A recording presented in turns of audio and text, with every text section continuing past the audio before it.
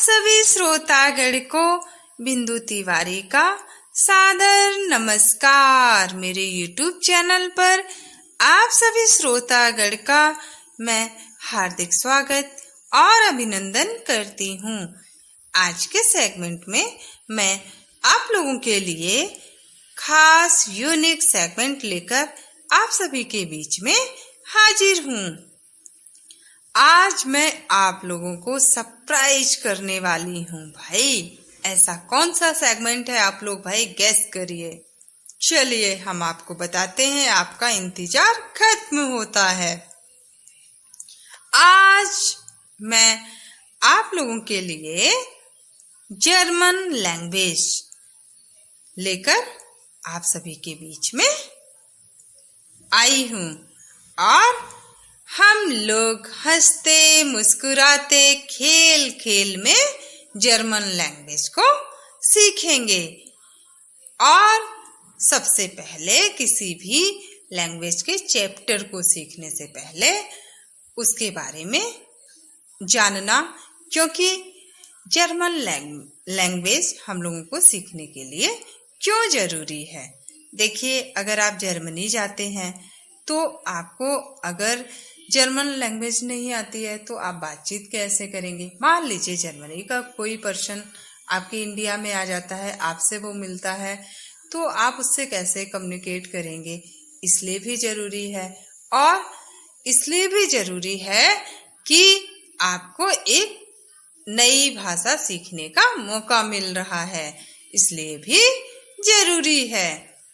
तो अब हम बात करेंगे जर्मन लैंग्वेज की उत्पत्ति के बारे में। तो बिफोर स्टार्टिंग आप लोगों को जर्मन लैंग्वेज के बारे में मैं बताऊंगी सबसे पहले कि जर्मन की जो मदर कौन है, संस्कृत। भाई आप लोगों को ताज्जुब हो रहा होगा कि संस्कृत कैसे हो सकती है, क्योंकि संस्कृत बहुत सारी भाषाओं की, चाहे वो आपका इंडियन लैंग्वेज हो या फिर फॉरेन लैंग्वेज हो, सभी भाषाओं की जननी कौन है, संस्कृत ही है। इसको अपने माइंड में रख लीजिए, आपको हमेशा काम आएगी। अब हम बात करेंगे कि sister of German language is English. आप लोगों को सोचकर हैरानी होगी कि ऐसा क्यों, क्योंकि इसकी जो ग्रामर है वो संस्कृत से बहुत मैच खाती है। लेकिन अब जो इसके अल्फाबेट यानी लेटर हैं वो इंग्लिश जैसे ही लिखे जाते हैं और दिखते हैं, इस वजह से। और जो जर्मन की उच्चारण आप करेंगे वो आपका हिंदी से बहुत ही समानता आपको लगेगी, कि जैसे आप हिंदी का उच्चारण करते हैं ऐसी सेम आपको फील होगा।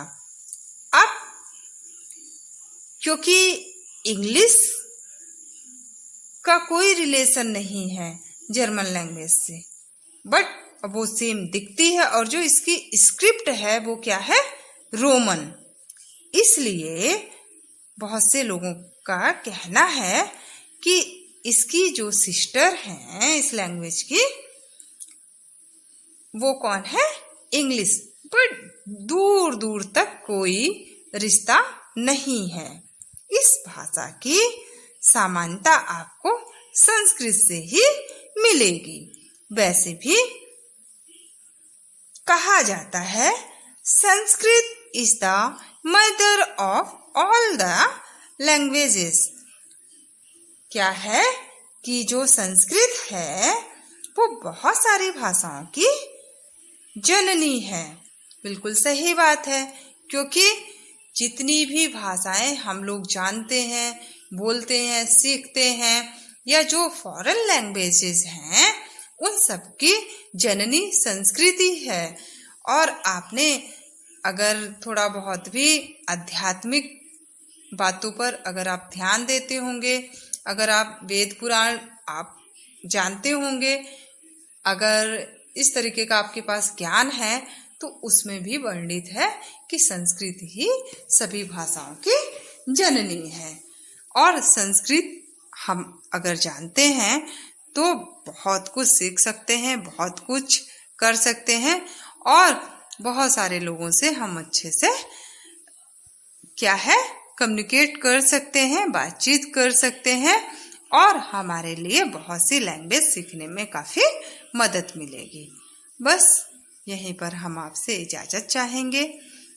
आपसे हम मिलते हैं नेक्स्ट वीडियो में फर्स्ट चैप्टर जर्मन लैंग्वेज के साथ।